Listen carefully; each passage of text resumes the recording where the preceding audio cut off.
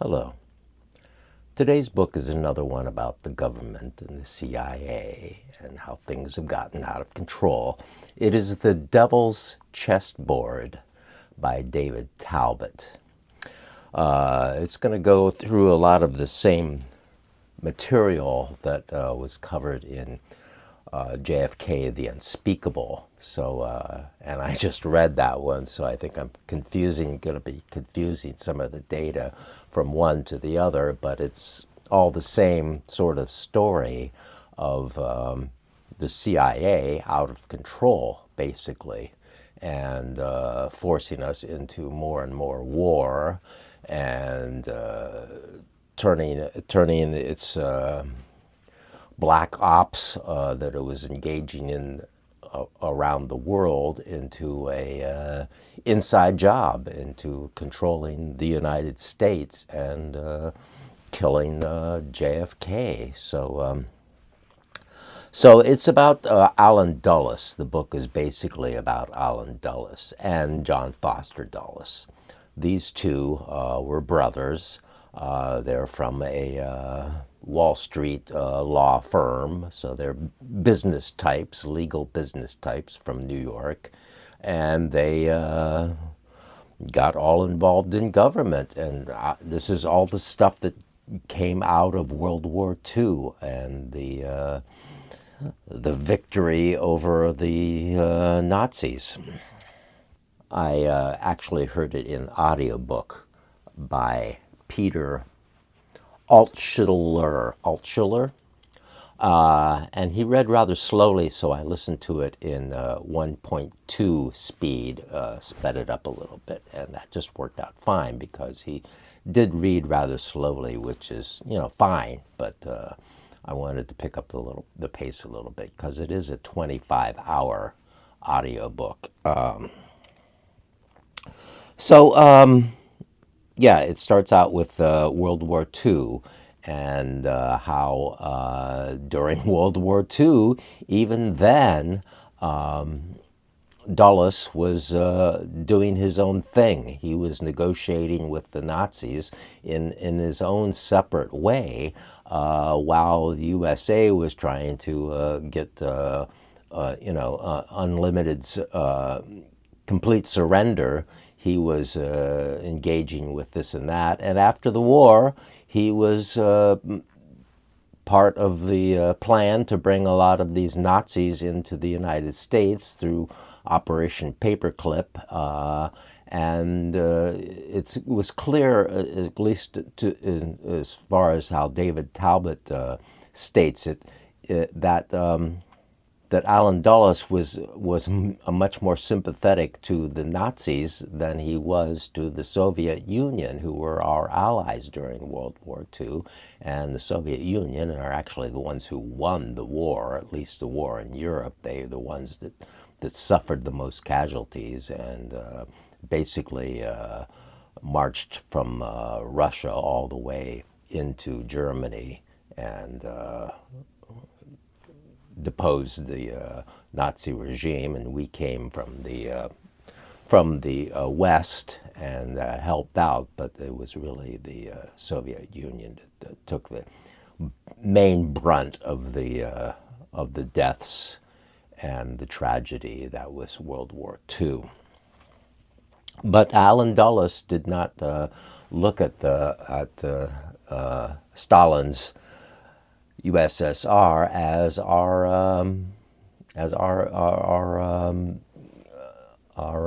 allies. He wanted to see them as more the enemy, and basically it was a die-hard Cold Warrior before the Cold War even began.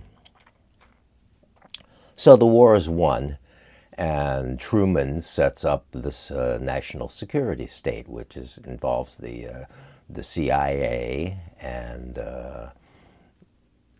gives them this sort of charter to basically do what they want as far as deposing other governments around the world, which the black ops that they used. The book is very good at telling me about a couple of the coups that I had, of course, heard of. The 1953 Iranian coup, which deposed the elected leader Mossadegh and brought in the Shah of Iran for many, many years. And it's the book's good at describing what that was all about and how tragic it was for Iran. And you know, these things that were done in the 50s have ramifications that go all the way to today. Like to do this to Iran way back then, and give them this dictator leader and secure the oil and all that other stuff for all those years,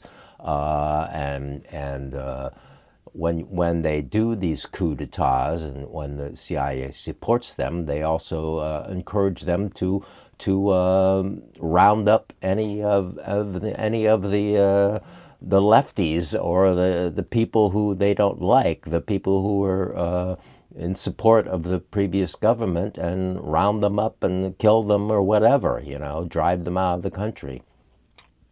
So it's good at describing how that all went on, as well as the 1954 coup in Guatemala. Here's the next year, and this is all done during the Eisenhower administration, where John Foster Dulles was the Secretary of State, and Allen Dulles was the head of the CIA, and basically Eisenhower liked to go golfing and let them kind of handle everything, and they messed it all up. And the book talks about how Truman later talked about how he felt he had made a mistake in creating the CIA and giving them free rein to do whatever they wanted to, and you know, it ended up being a horrible thing for our country. And actually, there is a part where Allen Dulles, after Truman's out of office for many, many years, Allen Dulles goes to visit him because Truman, you know, states that he wrote an article saying that, you know, he didn't believe in what the CIA was doing and felt it was wrong to create this. And Allen Dulles basically went to him, persuaded him to recant this article that he wrote, and he refused to do so. So Allen Dulles basically called him senile and said he didn't really write it himself. So Allen Dulles was a sleazy guy. I mean, he set about killing President Kennedy. And, you know, from his point of view, that was the right thing to do, because the country was in this this horrible battle against godless communism, and Kennedy was starting to make inroads to be friends with them, so to ward off, you know, the nuclear holocaust that was very much in the air in the early 60s. So that, of course, as I stated previously in the book, The Kennedy and the Unspeakable, that was one of the reasons why Kennedy was assassinated. So this is a really, as I said, a really great book. When he talks about the Guatemalan coup, he talks about what happened to the family after that. And I think, was it either Guatemala or Iran? Like, two of the children ended up killing themselves much later. You know, they of the previous leaders that were deposed in the coup. Reading this stuff, there's just a sense of tragedy that overwhelms me of what could have been. of a country that helped win the war in World War II, and could have been friendlier with the Soviet Union, and created a better world for all of us, instead of this pitched battle that we've been in since now. It's the Soviet Union even was gotten rid of, and we can't even make friends with the capitalist forces in there now. Like, even Putin wanted to join NATO at one time, and and now he's being surrounded by NATO, and they act like he's the imperialistic force that's attacking everywhere and trying to take over Europe, when actually the United States is the one that's surrounding the world with these bases and forcing their thing on everyone, which is the capitalist system, and keeping everything safe for big business for the United States. I mean, that's what it's all about. And we are constantly blaming the other for what we're doing. We're the ones that are going around trashing these other governments, invading countries, occupying them for years and years. And well, I'm just ranting about the current affairs, but this is what all this came from this coup when they killed Kennedy in 1963 and basically took over again. And then we have the Vietnam War, and then we have all these other military adventures, and that all work out badly, that end up enriching the military-industrial complex. And we had Zelensky in Washington a couple of weeks ago, or last week,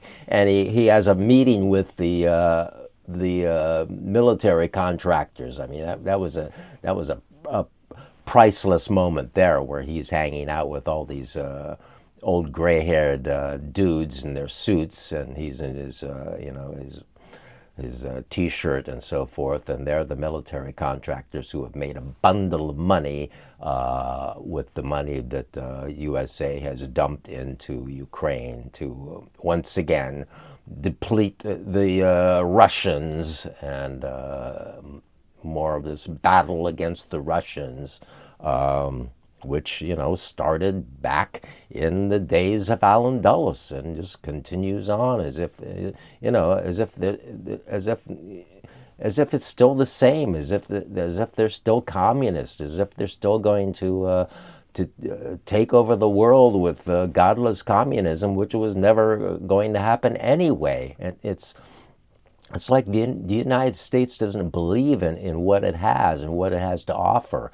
It sanctions people instead of trades with them, and brings them into the capitalist system and the joys of the capitalist. I mean, wouldn't Cubans love to have all the capitalist toys that we've all had all these years since the early '60s, and it probably would have been much more friendly toward the United States, instead of this blockades and sanctions all over the world. But anyway, this is the kind of system that Allen Dulles and John Foster Dulles and all these military types brought into the world. And this book by David Talbot is a chronicle of how that was all done, and how he built up this military state. How